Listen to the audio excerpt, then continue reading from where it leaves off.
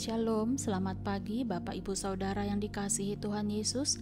Salam sejahtera buat kita semua dimanapun berada. Saya mengajak Bapak Ibu Saudara semua pagi ini kita kembali bersaat teduh dan berdoa dalam renungan penuntun kehidupan setiap hari.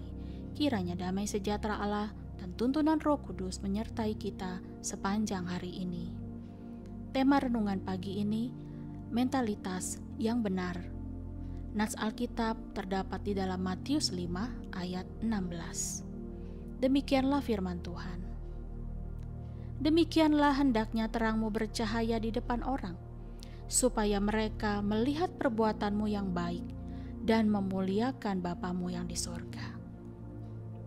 Saudaraku, dalam nats firman Tuhan pagi ini, kita akan belajar bagaimana memiliki mentalitas yang benar sebagai orang percaya. Sebab salah satu alasan mengapa Tuhan Yesus memindahkan kita dari kegelapan kepada terang adalah agar hidup kita punya tujuan. Tetapi masalahnya, kebanyakan dari kita memiliki mentalitas yang tidak bagus, sehingga itu tercermin dalam perilaku kita. Petrus adalah salah satu contoh yang saya ingin tampilkan.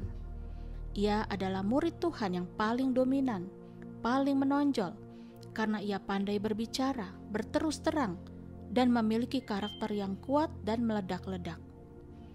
Petrus adalah satu-satunya murid yang berkata bahwa ia tidak akan sekali-kali mengkhianati Yesus. Tetapi Petrus juga pernah mengucapkan bahwa ia tidak mengenal Yesus. Apa akibatnya?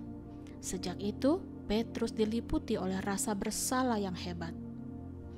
Saudaraku, salah satu dampak kalau orang belum berdamai dengan masa lalu, maka ia tidak bisa memandang masa depan dengan bijak. Bahkan semua penilaian dan keputusannya akhirnya menyimpang. Demikianlah yang terjadi kepada Petrus. Dulu ia dipanggil Tuhan dari penjala ikan menjadi penjala manusia. Bahkan lebih daripada itu, Yesus menyatakan kepada Petrus dalam satu statement, "Engkau adalah Petrus, dan di atas batu karang ini aku akan mendirikan jemaatku, dan alam maut tidak akan menguasainya." Lalu apa yang terjadi? Petrus kembali menjadi penjala ikan. Mengapa begitu, saudaraku? Karena Petrus belum membereskan masa lalunya, sehingga ia menyimpang dari panggilan Tuhan. Saudaraku, kebanyakan orang ingin memiliki mentalitas bagus, tetapi kita tidak mencermati dan membenahi cara berpikir kita. Apakah sudah betul atau tidak? Apakah sesuai dengan kebenaran atau malah menyimpang?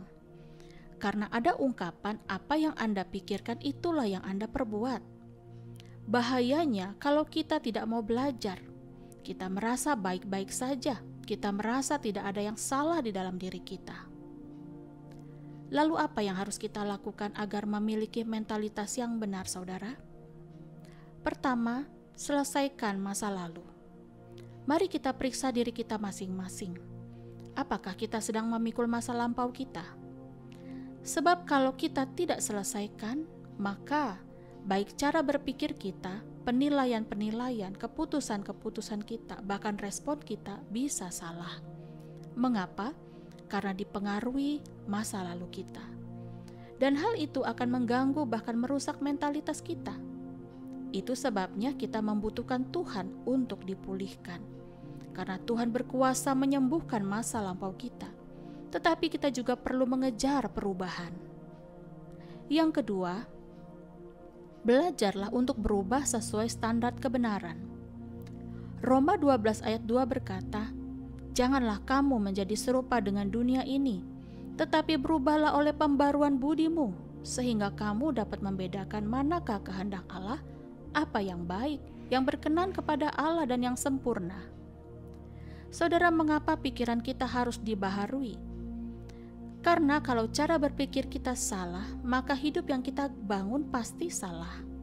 Tetapi kalau cara berpikir kita benar, maka hidup yang kita bangun menjadi berkualitas. Karena itu, kita harus meminta Roh Kudus agar Ia membawa terobosan dalam cara berpikir kita.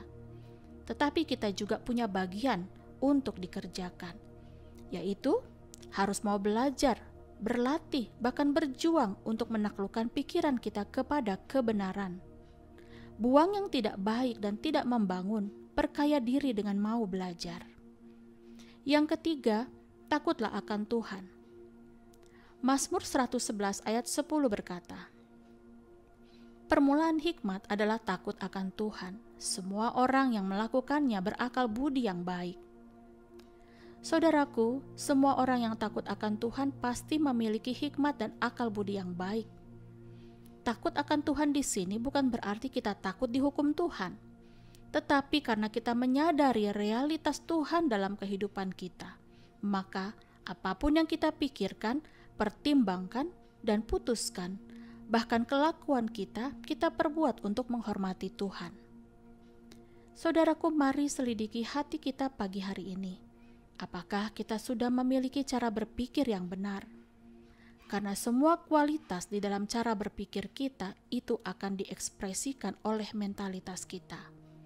Mentalitas yang benar akan membuat terang kita bercahaya, perbuatan kita baik dan tidak menjadi batu sandungan bagi orang lain. Amin. Mari kita berdoa. Bapa, terima kasih buat firman-Mu.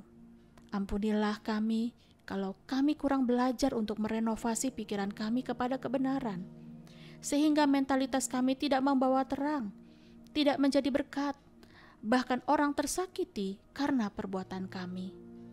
Bapa, berbicaralah kepada kami lebih lagi apa yang tidak baik yang harus kami buang, sehingga pikiran kami semakin hari menjadi serupa dengan karakter Kristus. Terima kasih Bapa, di dalam nama Tuhan Yesus kami berdoa. Amin. Kiranya berkat yang sempurna dari Allah Bapa, kasih karunia dari Tuhan Yesus Kristus, dan persekutuan yang indah dengan Roh Kudus menyertai kita dari sekarang ini dan sampai selama-lamanya. Maju terus dalam tuntunan Tuhan, saudaraku.